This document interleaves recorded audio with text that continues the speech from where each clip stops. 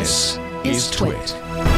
Do you want to sneak in and just let a little bit of the air out of the tires of the new messages and FaceTime app icons? Just a little bit, because they are so puffy compared to everything else. They look like marshmallows. You installed the developer preview? Yes. So I haven't, and I'm guessing Andy hasn't. I haven't. Yeah. I have, rather. Oh, you have? So tell me what you think of it. Start with Renee. What do you think it's inflated? No, I really like overall. I really like it. It is refreshed. It is lighter. It's like there's better affordance because everything is a little bit more space. It can breathe.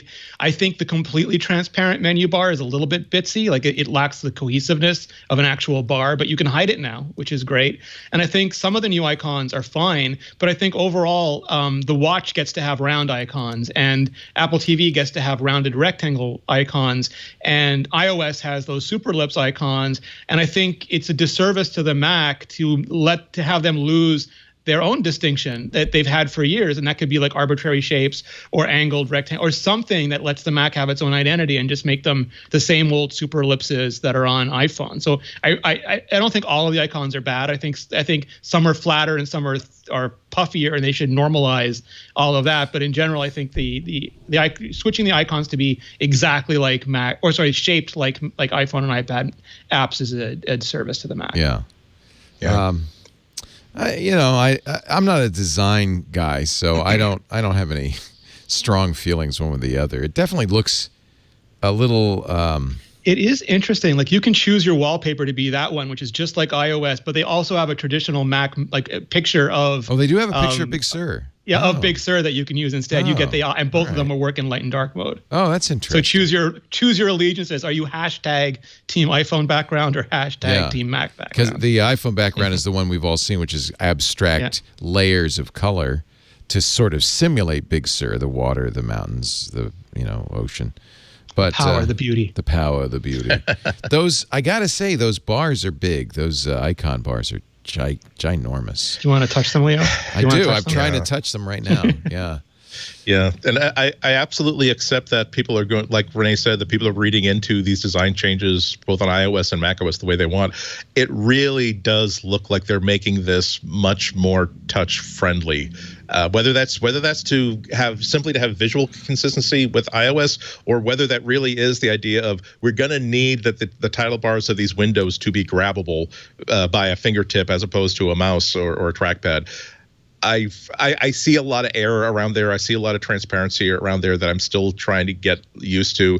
I see them trying to minimize the visual impact of the menu bar, as if part of that message is to say, don't look for features up there. You're supposed to look for features within content windows. I like it. I did find it more off-putting after I finished my first day with it than I did this morning when I was messing around with it. I really think that I'm trying to figure out if using Safari is going to be the biggest tell to what Apple wants a Mac app to look like. And if so, I'm kind of hoping that Apple dials it back a little bit. They spent a lot of time on Safari.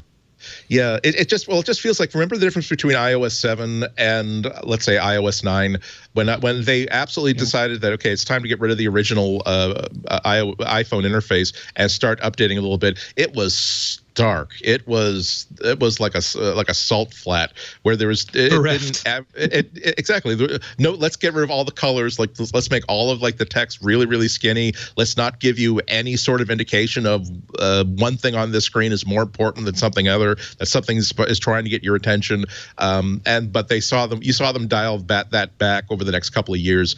I think that we're going to. I hope that naturally we're going to see a certain once it's off the ranch and into the hands of not real people yet, but one step closer to real people in the form of developers who can give lots of feedback. I'm keen to see how real people react to it when the public beta hits very very soon, because if it doesn't feel like a Mac, you've kind of messed it up. And it still feels like a Mac, but it is a big step. Yeah.